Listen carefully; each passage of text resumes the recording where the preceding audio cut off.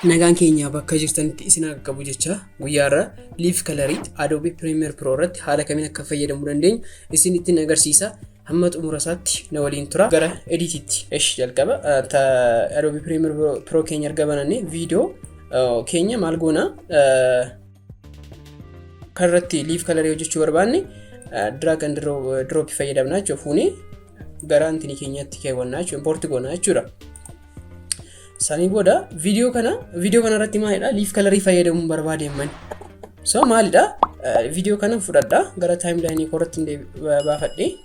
Sanii booda viidiyoo kana Leaf Colour fayyadamaa jechuudha. Asiin maalidha Leaf Colour jechuun gosa tokko bifuma jiruun hambisne kaan immoo black and white gochuu jechuudha. Leaf Colour jechuudha.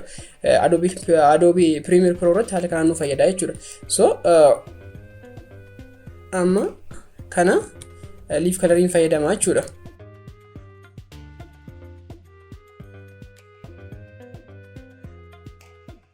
Amma isha kanarratti fayyadamaa jechuudha. Leaf Colour effect keessa galla. Sanii booda Leaf Colour yoo jenne nuuf dhufa jechuudha. Yoo Leaf Colour saa booda drag and drop goona irra kaawwannaaf inni viidiyoo hojjechuu barbaanne irratti jechuudha. Amma viidiyoon kun homayyuu qabu irra kaayeen jira garuu homayyuu qabu jechuudha. Kanaafuu custom gochuun irra jiraata jechuudha. Effect control keessa galla. Saniin booda as dhufnaa jechuudha. Using RGB jedha. Sanii maal goona using hue irratti kaawwanna.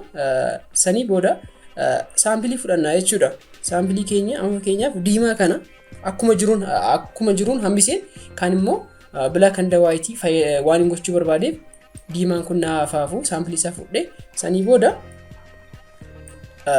kan akkas godhee ishee kan immoo jaayoon godhee amma naaf ta'ee jira jechuudha. Leaf Colour naaf fidee jira jechuudha. Amma kuno kan hojjedhe kana kaduraa kana jechuudha. Haala kana fayyadamuu dandeenya jechuudha. Dabalataanis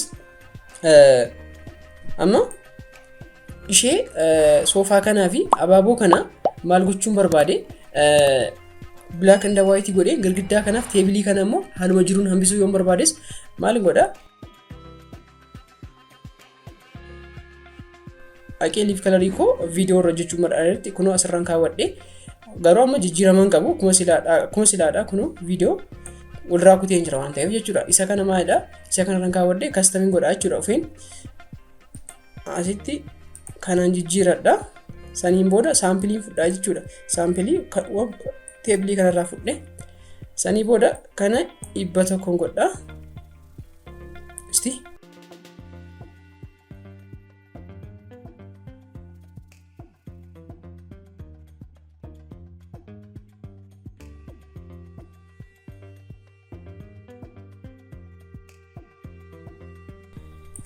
isti ilaalla. Hin taane ish samplii gosa biraadhaan fudhannos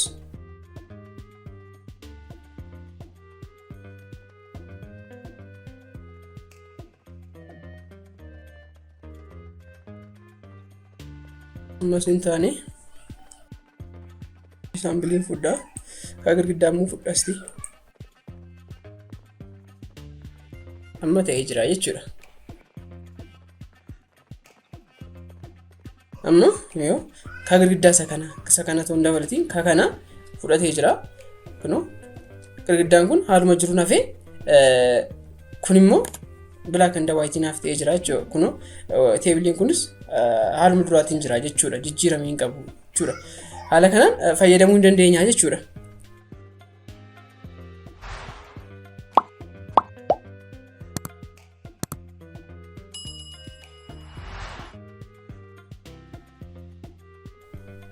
Addana kanatti shaarbii isheen diimaa godhee hambisee kan black and white fayyadamee jechuudha. Asitti immoo girgiddaa kana haaluma jiruun hambisee isheetiin black and white godhee soofaa kanas black and white godhee jechuudha.